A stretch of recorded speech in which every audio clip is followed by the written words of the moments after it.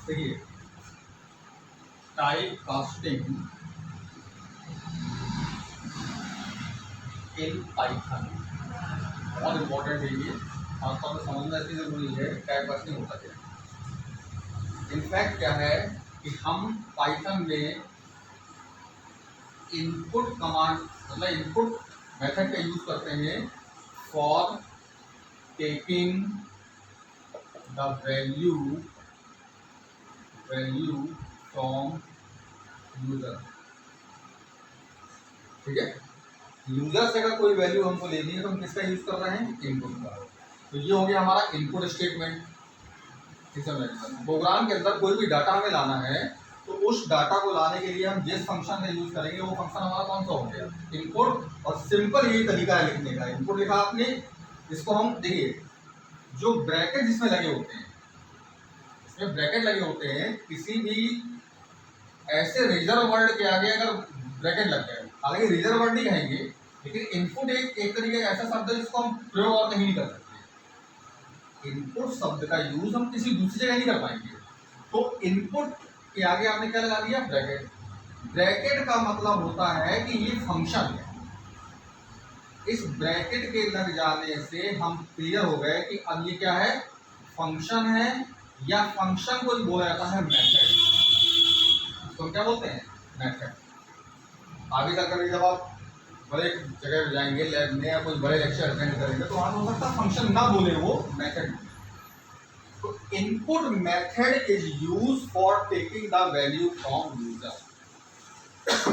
बड़ा सिंपल सा है कि आपने एक प्रोग्राम बनाया, तो बट नेचुरल है कि प्रोग्राम क्यों बनाया, किसी प्रॉब्लम को सॉल्व करने के लिए।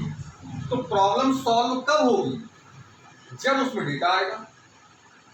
भाई हमसे कहा गया कि आप सिंपल इंटरेस्ट फाइंड करने का प्रोग्राम बनाइए, तो हमने सिंपल इंटरेस्ट फाइंड करने का प्रोग्राम क्रिएट कर दी, कोडिंग कर दी, जो 10-5 लाइनें लिखनी थी वो लिख दी हमने।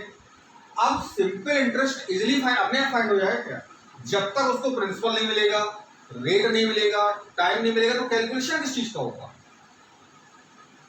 अभी भी नहीं क्लियर होगा। ये बात तो समझ में आ गई होगी आपको कि हमें अगर सिंपल इंटरेस्ट फाइंड आउट करना है then we have to use principle यानी मूलधन, रेट यानी दर, और टाइम मतलब समय। तो हमें इन 3 चीजों को इनपुट कराना होगा, लेना होगा।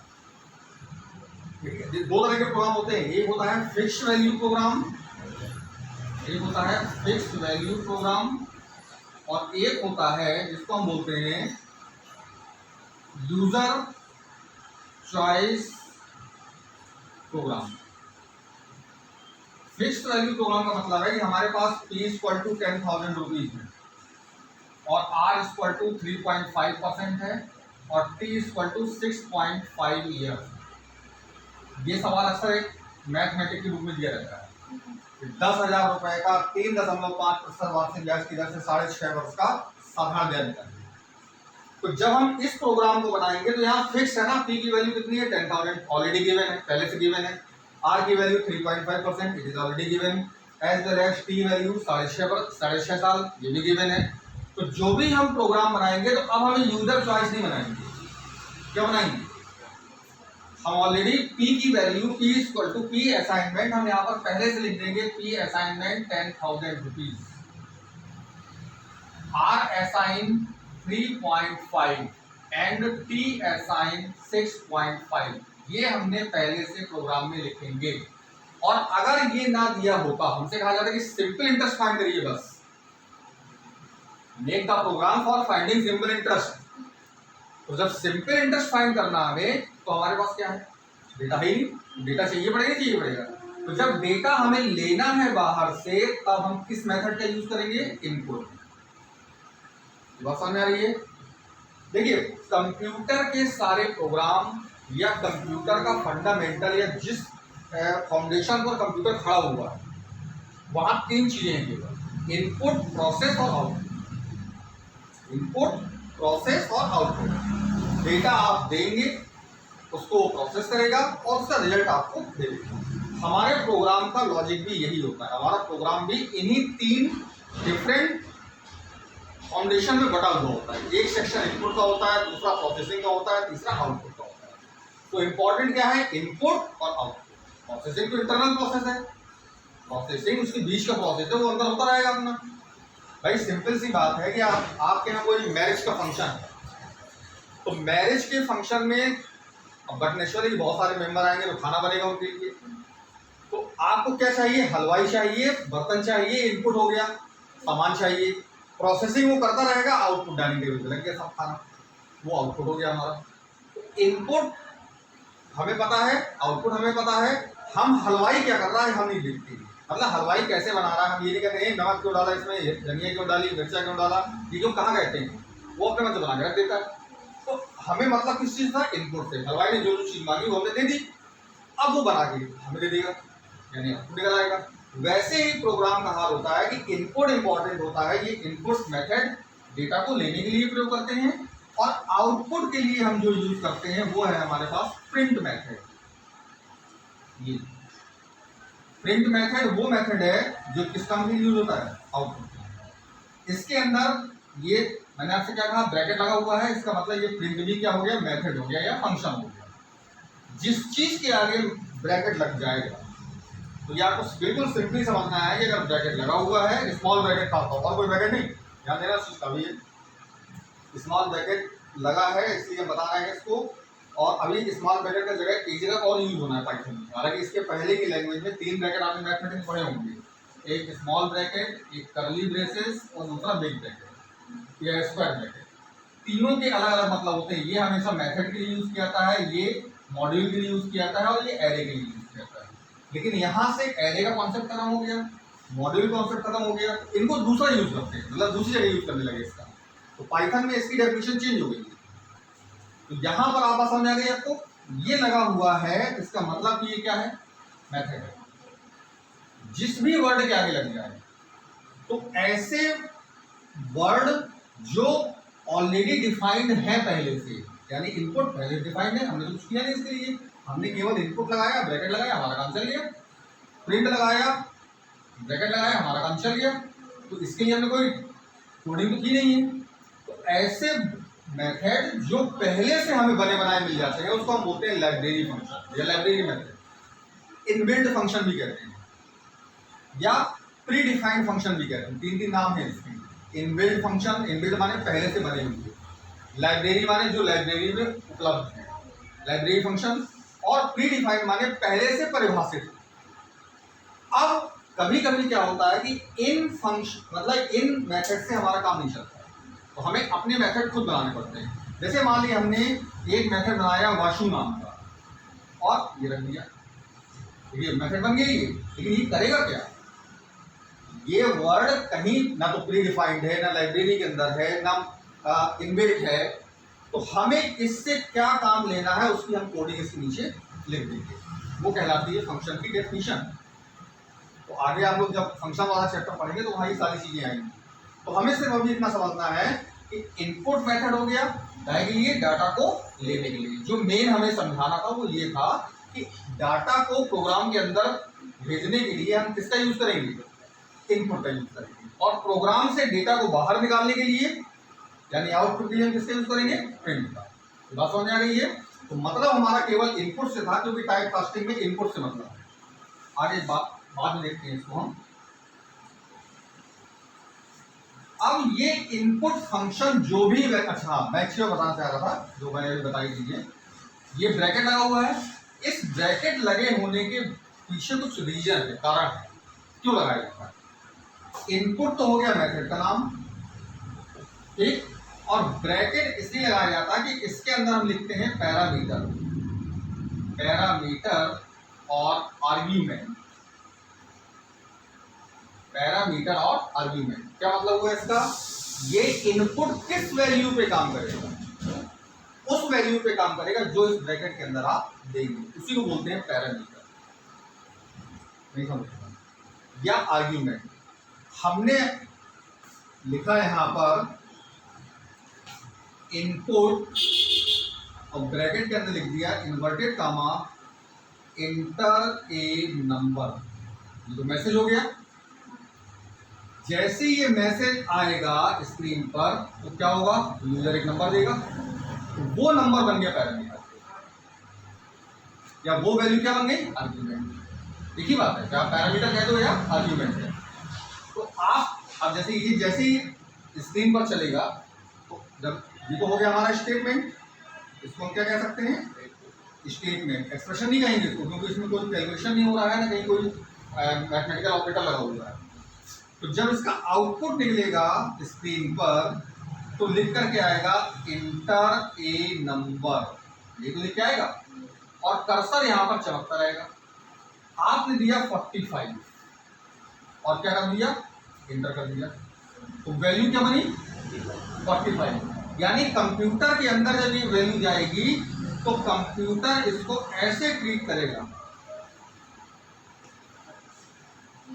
अब भी नहीं ऐसा, इस वैल्यू को कहां ले जाएगा वो, तो ये 45 क्या हुआ, या समझ रही है। ब्रैकेट जो होता है हमेशा पैरामीटर या आर्ग्यूमेंट लेने के लिए होता है, इस बात को ध्यान रखना है। किसी भी मेथड के आगे अगर ब्रैकेट लगा हुआ है, ये ब्रैकेट लगा हुआ ना, ये bracket for taking the argument और पैरामीटर। आर्ग्यूमेंट और पैरामीटर क्या होते हैं, वो डेटा जो हमें प्रोग्राम को देना है, वो डेटा जो हमें प्रोग्राम को देना है, या वो डेटा जिस पर हमें कोई एक्शन परफॉर्म करना है। इस 45 पर हमें एक्शन परफॉर्म करना है, इसलिए तो हमने 45 को अंदर भेजा है। अभी नहीं क्लियर, कुछ कंफ्यूजन मन में हो उसको निकालो बाहर। मतलब जरा सा भी अगर कहीं थोड़ा सा भी जिगजैग पोजीशन बन रही है माइंड में तो उसको बाहर निकालो ना, ये क्या चीज नहीं समझता है। तो ये जो लिखा होता है इसके अंदर अंडर ब्रैकेट के अंदर, तो वो रन होता है वो चीज डेफिनेटली नहीं, ये तो स्ट्रिंग हो गई, इसको एज इट इज ले लेगा। लेकिन इनपुट फंक्शन का नेचर ये है कि ब्रैकेट के अंदर जो भी वैल्यू आएगी, भाई ये तो मैसेज हो गया ना, मैसेज के बाद वो रेडी रहेगा लेने के लिए। मैसेज आया ये तो मैसेज प्रिंट हो गया स्क्रीन पे, लेकिन कर्सर आगे नहीं चला जाएगा, क्योंकि इनपुट का काम है लेना। तो दो ना उसको कुछ लिख के आ गया, इंटर नंबर, क्या दो, नंबर दो, नहीं आएगा। ये मैसेज को आप इग्नोर करो, इग्नोर इसलिए करो क्योंकि मैसेज जो डबल इन्वर्टेड कामा के अंदर होता है वो स्ट्रिंग होती है, उस स्ट्रिंग को एज इट इज प्रिंट कर देगा। अब इस कंडीशन में भी, इस कंडीशन में अगर आउटपुट हम निकालेंगे तो ये लाइन नहीं आएगी और ये कर्सर क्या होगा, ब्लिंक होता रहेगा। तो आप क्या दोगे यहाँ, क्या पता आपको क्या है। इनपुट का नेचर है लेना, तो बिना लिए वो आगे बढ़ेगा ही नहीं। आप ए दो, बी दो, सी दो, डी दो, कुछ भी दो, इनपुट लगाया ही इसलिए आता है कि यूजर से कुछ ना कुछ चाहिए उसे। अभी भी नहीं क्लियर। अब हमें क्या देना है उसके लिए हम एक मैसेज लिखते हैं, वो मैसेज हम यहाँ पर डाल देते हैं ताकि यूजर ज्यादा देर तक परेशान ना रहे कि क्या दें हम। हमने लिखा है यहाँ पर इंटर योर एज, क्या दोगे, एज दो। पहले लिखा था आपने इंटर ए नंबर, क्या देंगे आप, नंबर देंगे। हमने यहाँ पे लिख दिया how many brothers you are, क्या लिखोगे, जितने भाई होते लिखोगे, यहाँ पर 45-46 थोड़ी लिखो, 1 2 3 4 5 नहीं लिख सकते ना। तो जो मैसेज यहाँ पे जैसा मैसेज होगा उसी के अकॉर्डिंग तो आप वैल्यू दोगे। तो ये मैसेज जरूरी है, तो ये मैसेज तो एज प्रिंट हो गया, लेकिन इनपुट का नेचर क्या है, लेना, तो ले रहेगा। अब भी नहीं समझ आएगा। अब अगर यहाँ पर मान लीजिए हम यहाँ पर लिख देते, ये तो नंबर हो गया, हमने यहाँ पे लिख दिया inverted comma enter any character. अब आप क्या करोगे, अब नंबर तो आप दोगे नहीं, क्या देंगे, कैरेक्टर देंगे, ABCDEFG कुछ भी दे सकते हैं हम, हमेशा देंगे। तो इतने का काम है लेना, इसने लिया, ले करके ये कहाँ भेज देगा, जो भी आप यहाँ पर रखेंगे बैठे। आपने x रखा, x में चला जाएगा, y रखा, y में चला जाएगा। बात भी क्लियर हो गई, बात समझ नहीं आ रही है। तो टाइप कास्टिंग अब मेन पॉइंट पे आते हैं। पहले तक तो ये हो गया कि इनपुट फंक्शन करता क्या, ये बात हमारी समझ में आती है, नहीं आया ना, ये बात समझ आ रही है यार? ये जहां इनपुट लगा है आंख बंद करके आप कह दीजिए कि ये कोई ना कोई वैल्यू लेके रहेगा। क्या लेगा? इसके अंदर कोई ना कोई मैसेज दिया। और समझ आ रही है? मैंने कल बताया था एटीएम का एग्जाम्पल, अगर वो स्क्रीन पर लिख के आता है इंटर योर पिन और बिना पिन नंबर दिए आप इंटर मारिए, कुछ नहीं होगा, क्योंकि उसको चाहिए वैल्यू, पिन नंबर तो आपको देना ही पड़ेगा। और अगर इंटर योर पिन लिख के ना आता और केवल कर्सर चमकता रहता, तब आप क्या करते? तब लगता जो मतलब बैंक का उपभोक्ता है या यूजर क्लाइंट है वो समझता है सर मेरा नाम मांग रहा है, तो नाम दे देता हूँ। Is it possible? नहीं पॉसिबल है ही, लेकिन परफॉर्म नहीं करता ना, फिर वो प्रोग्राम काम नहीं करता। तो उसको क्या चाहिए? पिन चाहिए। पिन किसमें चाहिए? नंबर में चाहिए। पिन किसमें चाहिए? नंबर में चाहिए। तो आपका नाम नंबर थोड़ी, तो बात समझ आ रही है? तो इनपुट का नेचर आपको समझ आ गया। अब इनपुट कुछ भी लेगा, जो भी आप दोगे, इनपुट का काम है लेना। आप देंगे वो लेगा, लेने के बाद जो भी वैल्यू आप देंगे उसको वो स्ट्रिंग मानेगा। क्या मानेगा उसको? स्ट्रिंग क्या होती है? पाइथन में स्ट्रिंग कीबोर्ड का प्रत्येक कैरेक्टर स्ट्रिंग है। नंबर क्यों ना हो, नंबर भी स्ट्रिंग ही कैरेक्टर ही माना जाएगा। आपने दे दिया 45, 45 ये नंबर नहीं है, कैरेक्टर है। किसकी निगाह में? पाइथन की निगाह में। कब तक? जब तक कि इससे आने वाली वैल्यू को हम टाइप कास्ट नहीं करते। टाइप कास्ट मान होता है परिवर्तन, ठीक है? टाइप कास्टिंग दो तरह की होती है, इम्प्लिसिट और एक्सप्लिसिट। इम्प्लिसिट माने होता है जब प्रोग्राम स्वयं उसे बदल देता है अपने हिसाब से, हमें कुछ करना नहीं पड़ता, अपने आप बदल देगा। आपने यहाँ पे लिखा x equal to 45, x equal to a, x equal to 100.738, x equal to hello. अब आप देखिए यहाँ पर सारे क्या है? x है कि नहीं है? जब ये 45 इसके अंदर जाएगा तो ये मान लेगा इसको कि ये इंटीजर है। जब ये a जाएगा इसके अंदर तो ये मान लेगा कैरेक्टर है। जब ये जाएगा तो ये मान लेगा ये फ्लोट नंबर है। और जब ये जाएगा तो मान लेगा स्ट्रिंग है। स्ट्रिंग मतलब ग्रुप ऑफ कैरेक्टर। तो ये कहलाएगा इम्प्लिसिट। इम्प्लिसिट माने प्रोग्राम ने खुद बदल दिया, हमने तो नहीं बदला ना, उसने खुद बदल दिया। हमने ये वैल्यू दी, वो ऑटोमेटिक समझ गया कि ये 45 है, इंटीजर है, ये नंबर है, कैरेक्टर है। ये बात क्लियर हो रही है? कैरेक्टर के लिए यहाँ पे सिंगल ग्रुप बना देते हैं। ये बात समझ आ गई आपको? तो ये हो गया इम्प्लिसिट, यानी आंतरिक परावर्तन। प्रोग्राम ने खुद परिवर्तन कर लिया है तो आंतरिक परिवर्तन हो गया, दैट्स व्हाट वी इम्प्लिसिट। लेकिन अब हम यहां से आने वाली वैल्यू को एक्सप्लिसिट कर रहे हैं, यानी बाय जबरदस्ती हम परिवर्तित कर रहे हैं। जो भी वैल्यू आएगी उसको हम किससे बदलेंगे? इंट में। इसलिए हमने इसको ये टाइप कास्ट किया। बात समझ आ गई है?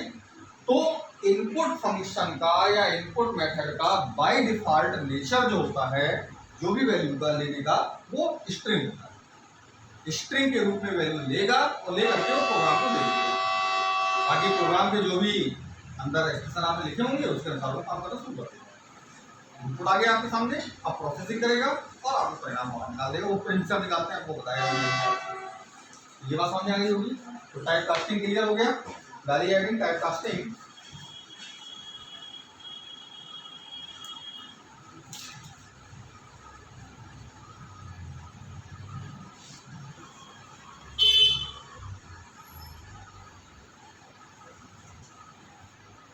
और इसमें लिखेंगे type casting is the process by which we can change the input value in desired data.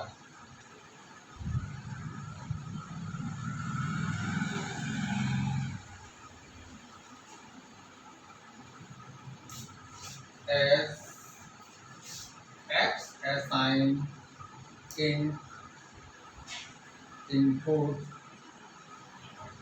Inter A number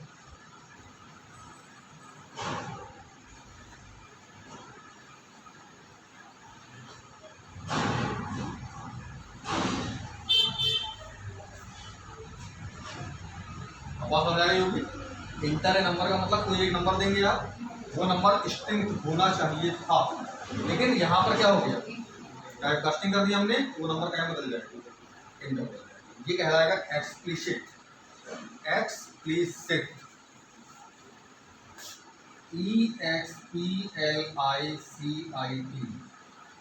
by, implicit, आंतरिक।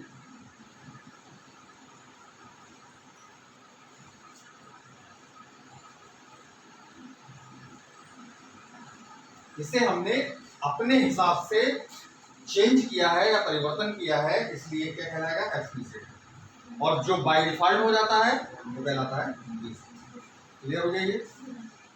चलिए, अब जब हम यहाँ तक पहुँच गए हैं, ये बातें आपको समझ में आ गई हैं, तो बट नेचुरल है कि प्रोग्राम भी आप लाइक हो गए। अब हम थोड़ा सा बेसिक देखते हैं।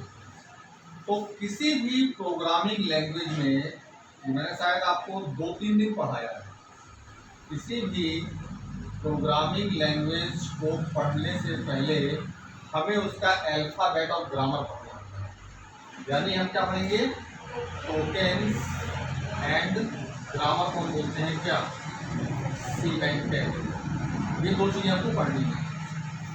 तो पाइथन के जो टोकेन्स हैं वो क्या क्या है, Python tokens, number first variable और आइडेंटिफायर, नंबर सेकेंड लिटरल्स और डेटा और कांस्टेंट, ठीक है। Number third operator, number fourth literals हो गया, ऑपरेटर हो गया, और स्पेशल डेटा।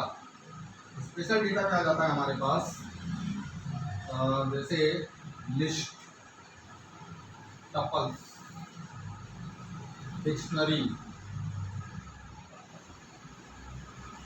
एंड सेट, ठीक है।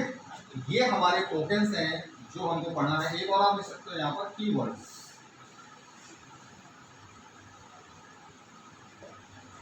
ठीक है। इतनी चीजें हमको पढ़नी है जो प्रोग्रामिंग लैंग्वेज के लिए इंपॉर्टेंट है।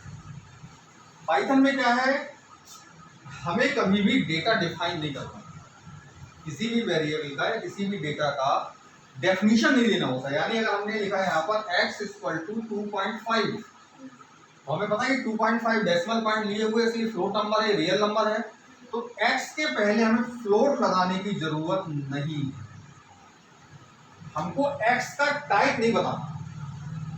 टाइप क्यों नहीं बताना, क्योंकि इम्प्लिसिट ट्रांसफॉर्मेशन वो अपने आप कर रहा है, यानी 2.5 को अंडरस्टैंड कर रहा है कि this value is a float value और real number which is stored inside the x। It is clear. जबकि इसके पहले सारी लैंग्वेज में, जितनी भी लैंग्वेज थी, उन सारी लैंग्वेज में आपको यहाँ पर क्या करना पड़ता था, डेटा डिफाइन करना ही होता था कि x के अंदर हम किस प्रकार की वैल्यू देंगे या किस प्रकार की वैल्यू इनपुट कराएंगे, ये हमको लिखना होता था। इसीलिए हमको डेटा का टाइप बताना पड़ता था।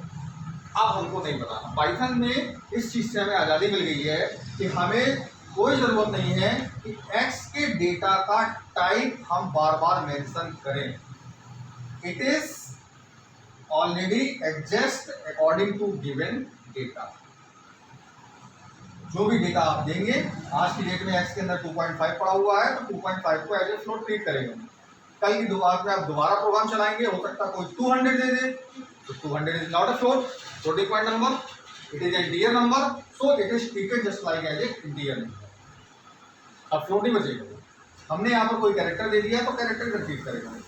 तो ये जो एक्सचेंजेस मतलब होता है या जो भी ये चेंजेस होते हैं वो ऑटोमेटिक वो एक्सेप्ट कर लेता है पाइथन प्रोग्राम। हमें कुछ भी नहीं करना होता, यदि हम करवाना चाहते हैं तो हमें टाइप कास्टिंग करनी पड़ेगी। ये बात समझ आ गई है। तो यहाँ पर आपने टोकन्स लिखे हैं, इनको आप लिख लीजिए, फिर एक एक करके टोकन्स हम बताते हैं क्या होता है। तो नोट कर लीजिए, there are 4 type of tokens.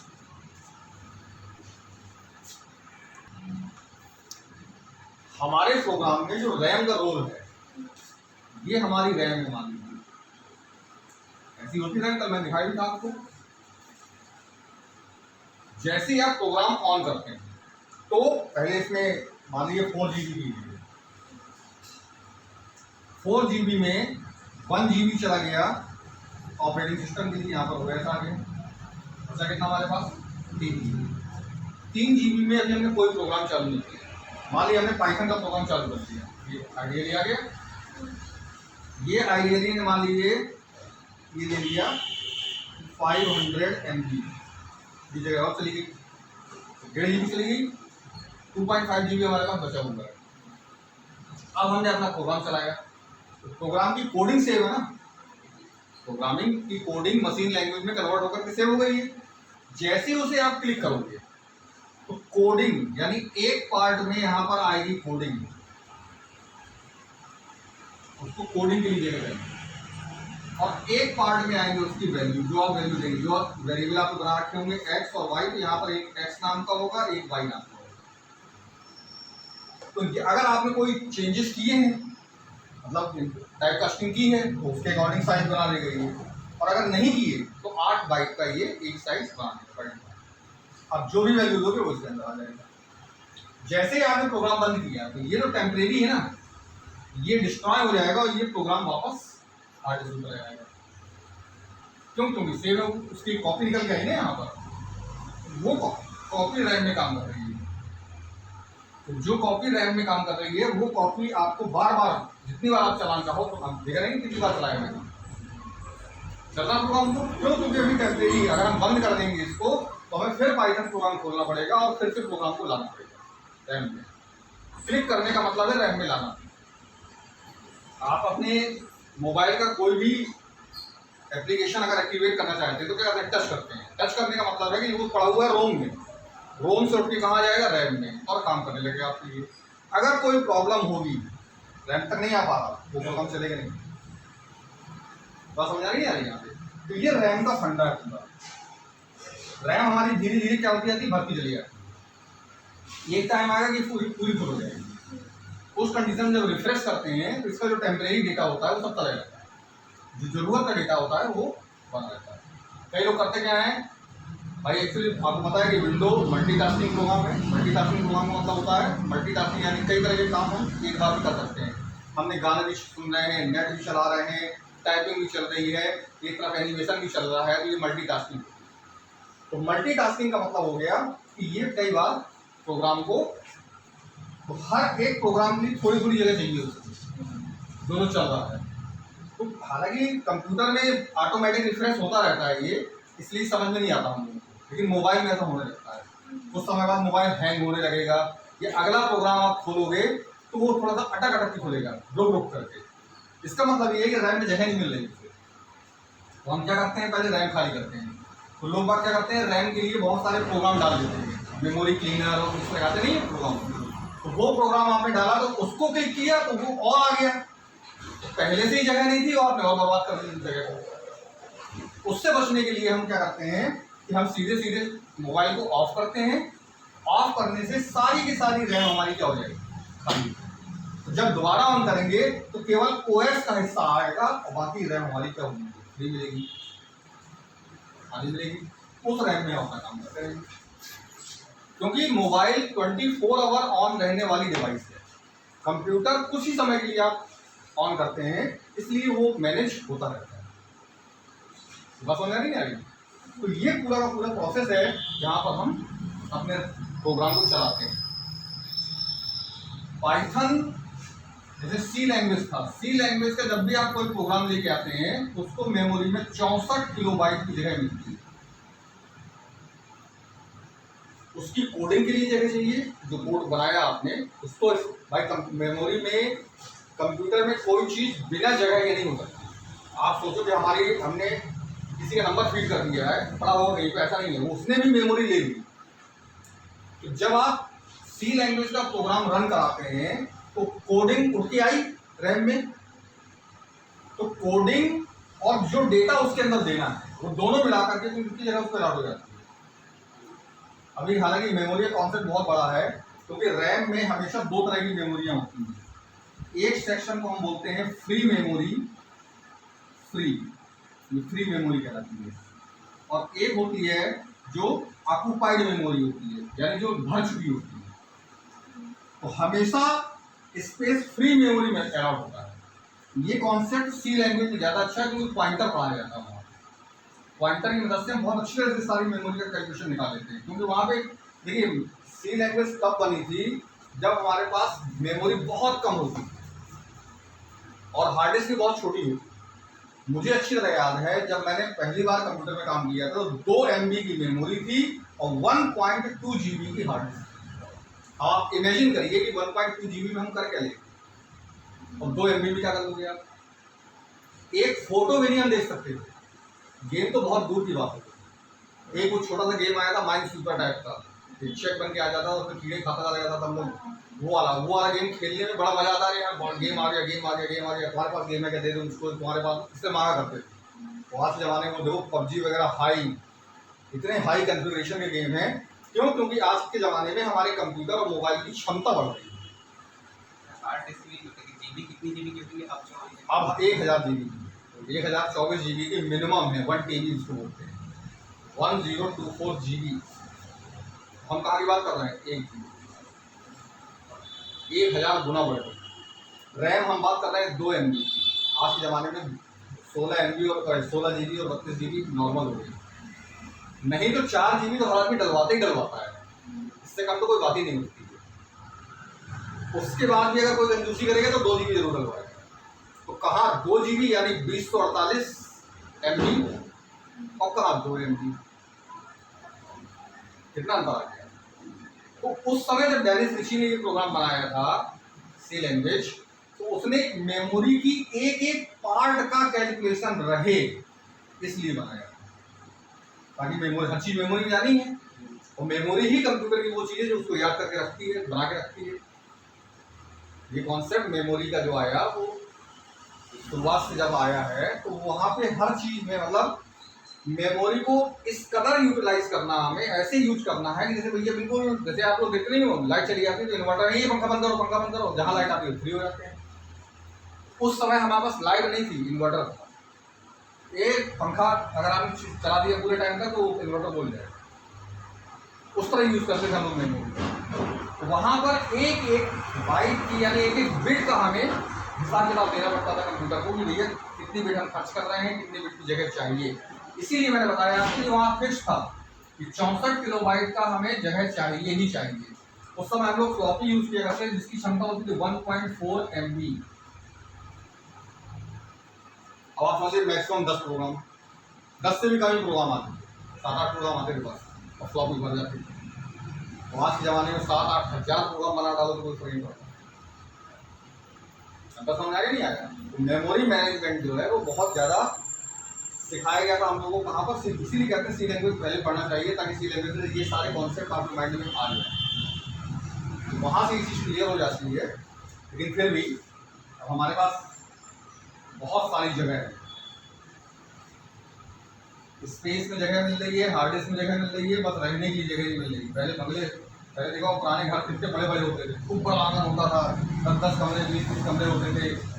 हर खेत देख लो, आज के ज़माने में एक कमरा लेना मुश्किल होता है। दिल्ली वगैरह में आप मेट्रो सिटी में जाइए तो वहाँ पे एक फ्लैट ले रहे हैं तो वो भी कहाँ मिल रहा है, 32वें मंजिल पे, कितने का, 1 करोड़ का। वो जगह कम होती है।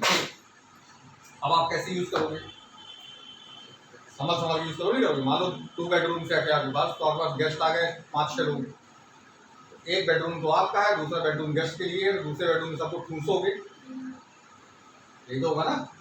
उससे बचने के लिए हम क्या करते हैं, वही हिस्सा उस समय में, मतलब आज के ज़माने में कंप्यूटर की मेमोरी का। पहले हम लोग क्या करते थे, बहुत मेमोरी को बचा के रखते थे। आज के समय में पर्याप्त मेमोरी है और पर्याप्त, तब इतने हाई ऑपरेटिंग सिस्टम नहीं होते थे ना, इतने बड़े बड़े प्रोग्राम नहीं होते थे। ये बात समझ आएगी आपके। तो चलिए वापस पाइथन में आते हैं। तो पाइथन टोकन आपने देख लिए। पाइथन टोकन में सबसे पहला पॉइंट क्या है हमारा, वेरिएबल या आइडेंटिफायर। चलिए इसके बारे में समझते हैं।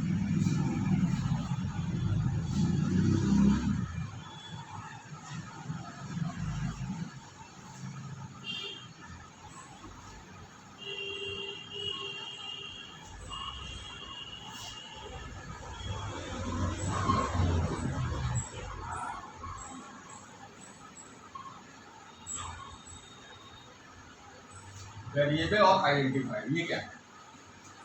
देखिए किसी भी प्रोग्राम में वेरिएबल या आइडेंटिफायर मेमोरी में अलॉट हुआ वो स्पेस है जहां पर हमारा डाटा रखा जाता है। नहीं समझेगा? मेमोरी में हर कंप्यूटर मेमोरी होती है, तो मेमोरी में हमने 25 दिया इनपुट वैल्यू से, इनपुट मेथड यूज किया, हमने 25 दिया, वो 25 कहाँ जाएगा? वही जाएगा।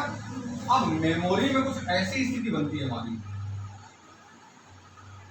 इस तरह के चेक होते हैं,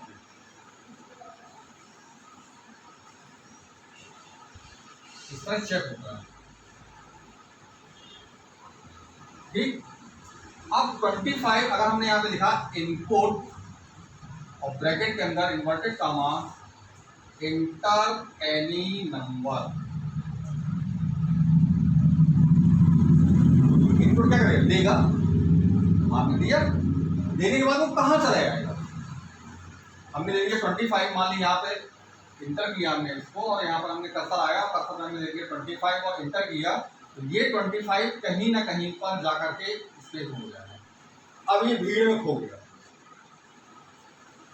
इनफैक्ट अगर देखा जाए, जब हम 64 किलोबाइट मेमोरी की बात करते हैं, इसमें होते हैं 65,536 बाइट।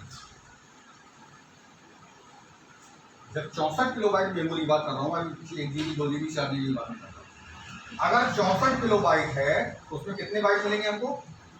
अब 65,536 बाइट का मतलब 65,536 खाने, उन खानों में 25 कहाँ गया? अब क्यों नहीं पता? क्योंकि हमने उसकी पहचान बताई नहीं। अब हमने इसको ले लिया किसके अंदर? तो अब ये क्या करेगा? किसी एक खाने का नाम रख देगा X और वो 25 भेज देगा। तो 25 की पहचान किसके द्वारा हो रही है? इसलिए X को आइडेंटिफायर भी है। 25 की पहचान कराने वाला कौन है? X है, इसलिए X आइडेंटिफायर भी कहलाएगा और X वेरिएबल भी। बात समझ आ रही है? X वो वैल्यू है जो एक कंटेनर बना देता है मेमोरी। कंटेनर माने डब्बा। उस डब्बे में आप चाहे नमक रख दो, चाहे चीनी रख दो, चाहे दाल रख दो, चाहे जो मर्जी आपकी जो इच्छा हो। क्लियर हो गया? बाय डिफॉल्ट ये स्ट्रिंग मानता है। हमने टाइप कास्टिंग कर दी तो उसके अकॉर्डिंग जगह बना लेगा और बना कर देगा। क्लियर हो गया? तो यहां पर X क्या है? ये है वेरिएबल, ये है वेरिएबल या आइडेंटिफायर। बात समझ आ गई? इस X के द्वारा ही आने वाले नंबर की पहचान हो गई है। वरना इतनी बड़ी मेमोरी में हमारा नंबर कहाँ गया हमें क्या पता? ना कंप्यूटर को पता चलेगा। चला तो जाएगा मेमोरी के अंदर, कंप्यूटर में चला जाएगा, प्रोग्राम एक्सेप्ट कर लेगा, रख लेगा अपने पास, सब कुछ चलेगा, लेकिन उसको एक्सेस कैसे करेंगे? एक्सेस माने उसको लाना वापस, उसको हमें यूज करना है। तो हम क्या करेंगे? कैसे उसकी पहचान करेंगे? कितने 25 पड़े होंगे इसके अंदर? हमारा वाला 25 कौन सा? हमें नहीं पता। बात समझ आ गई? दूसरी बात, कोई निश्चित नहीं है। अच्छा एक चीज और बता दूं मैं, हर एक खाने का एक एड्रेस होता है। ध्यान दीजिए, जैसे इसका एड्रेस, और इसकी शुरुआत कहाँ से होती है? 0 से।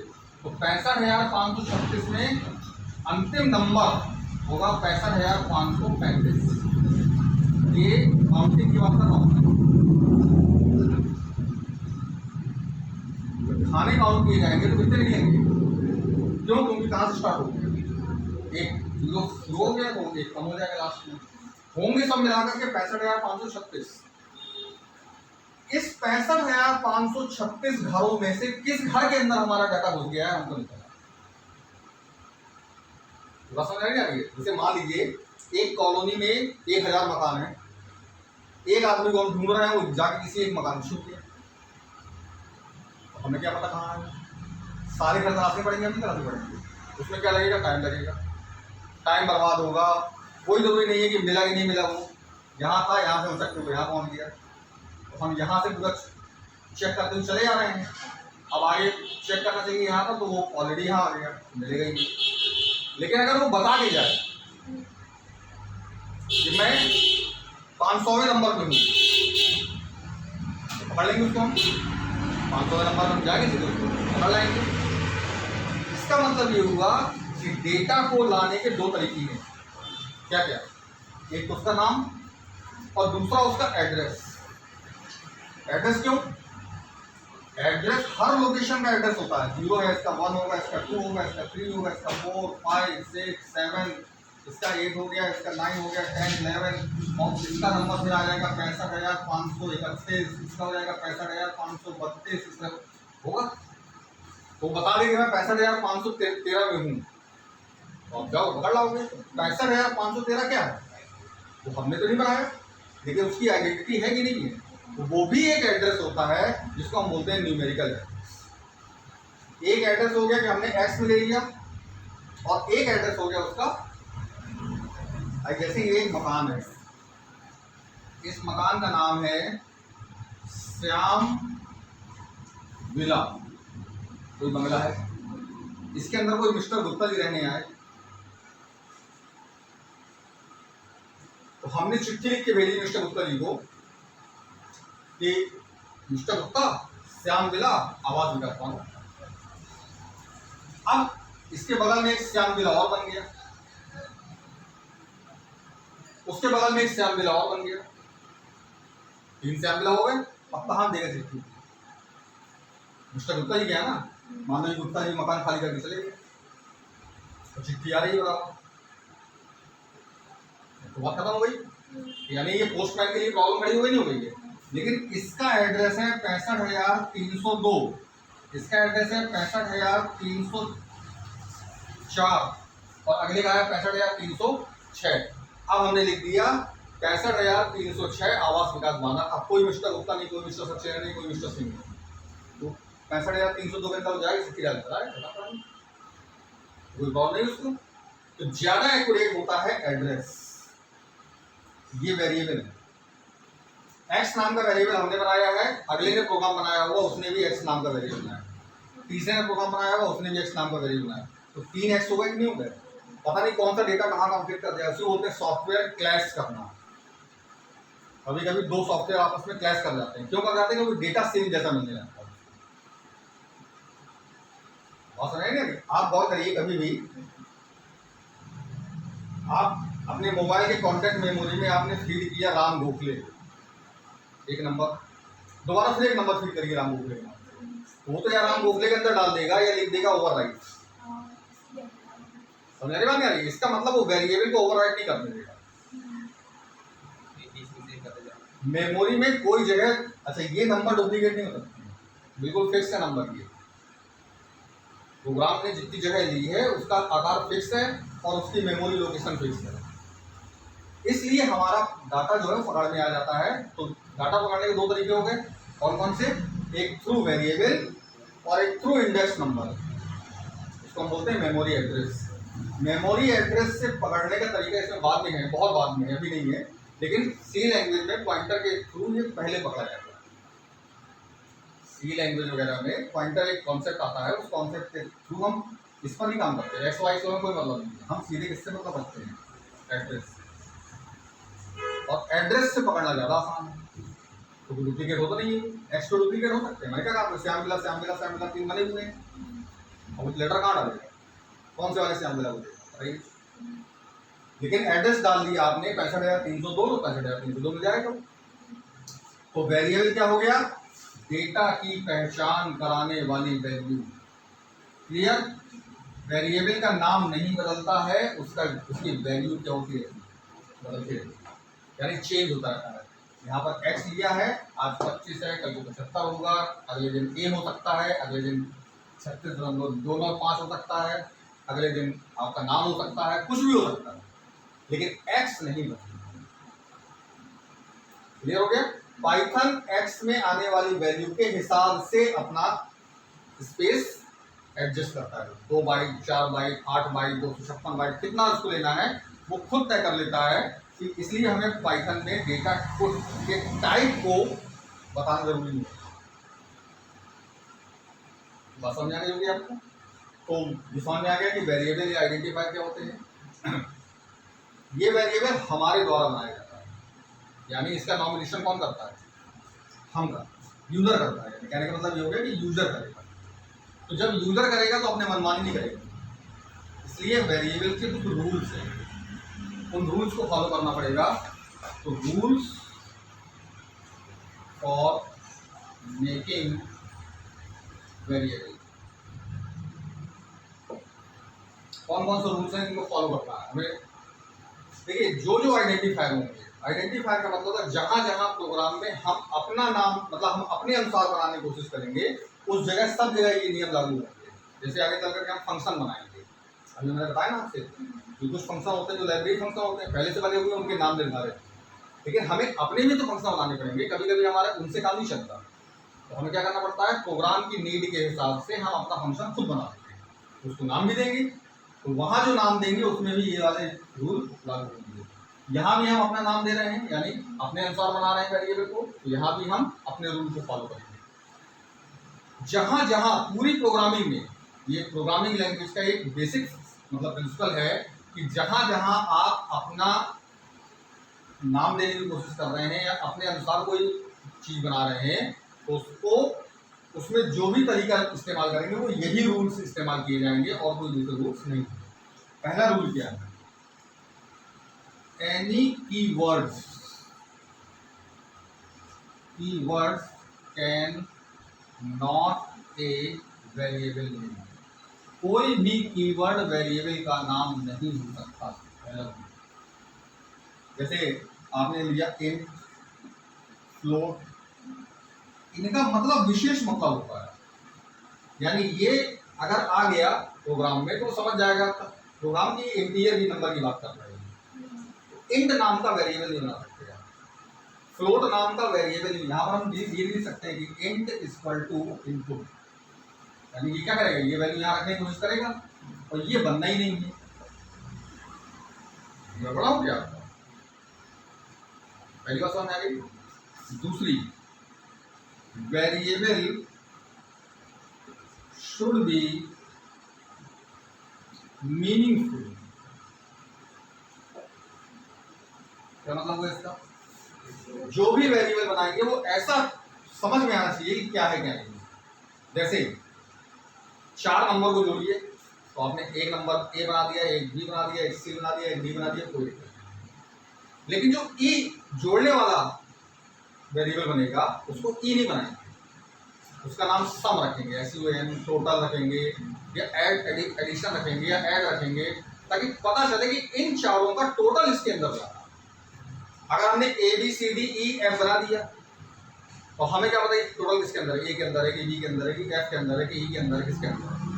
तो क्या होना चाहिए, मीनिंगफुल। सिंपल इंटरेस्ट की बात करें हम, आपने प्रिंसिपल लिया, क्या बनाया था P, रेट लिया, क्या बनाया था R, टाइम लिया, क्या बनाया था आपने T। आपने ABC तो नहीं बनाया, ABC बना तो गलत नहीं होता, लेकिन हमें क्या पता है कि A के अंदर क्या जा रहा है, B के अंदर क्या जा रहा है, C के अंदर क्या जा रहा है, हम भी नहीं सकते। बात क्लियर हो गई है। तो वेरिएबल शुड बी मीनिंगफुल। आपको रेक्टेंगल का एरिया निकालना है, तो लेंथ लेनी है और ब्रेड्थ लेनी है।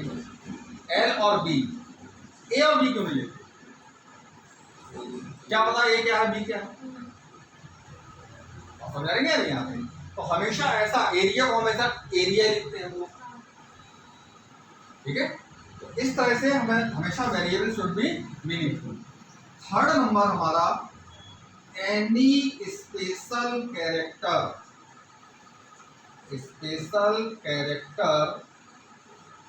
कैन नॉट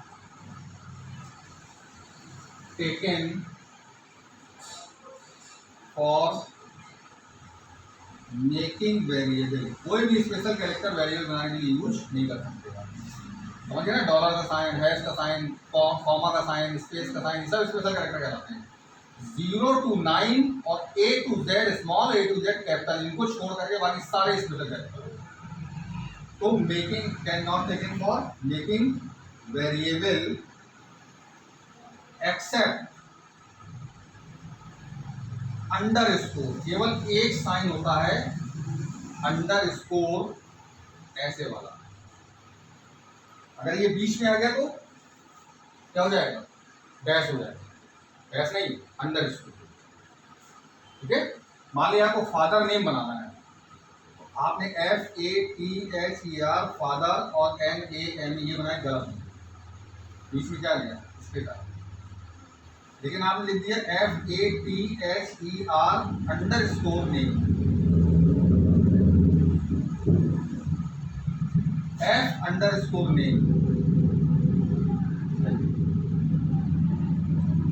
मीनिंगफुल भी है और वैलिडिटी भी हमारी पूरी कर रहा है। क्लियर हो गया? ये तीनों पार्ट समझ आ गए होंगे आपको।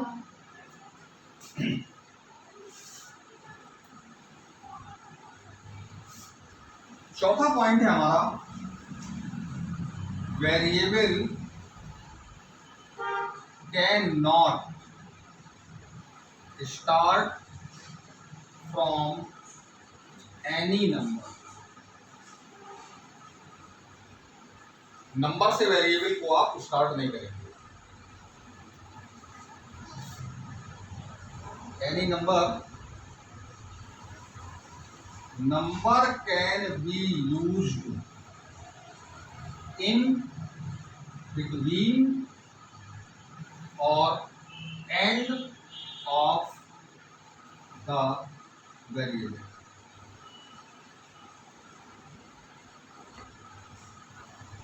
नंबर से शुरू नहीं होगा, लेकिन नंबर का यूज हम बीच में या अंत में कर सकते हैं। जैसे हमने यहां पे लिखा NO1, फिर हम कोई दूसरा नंबर ले रहे हैं NO2, तीसरा वेरिएबल ले रहे हैं NO। देखिए 3 और 2 और 1 नंबर है, ये लास्ट में आ रहा है, लेकिन शुरुआत कहां से हो रही है? कैरेक्टर। हमेशा वेरिएबल कैरेक्टर से स्टार्ट होगा या फिर अंडर स्कोर से स्टार्ट होगा, और कोई दूसरा रास्ता नहीं इसके। नंबर नहीं करेंगे, स्पेशल कैरेक्टर यूज नहीं करेंगे। तो ये 4 हमारे मेन पॉइंट हो गए। और क्या हो सकता है? कीवर्ड हो गया, स्पेशल कैरेक्टर हो गया, और बस ठीक है। ये कुछ हमारे रूल्स हैं जिनको हम फॉलो करेंगे आइडेंटिफायर बनाने में। आइडेंटिफायर हर जगह बनेंगे।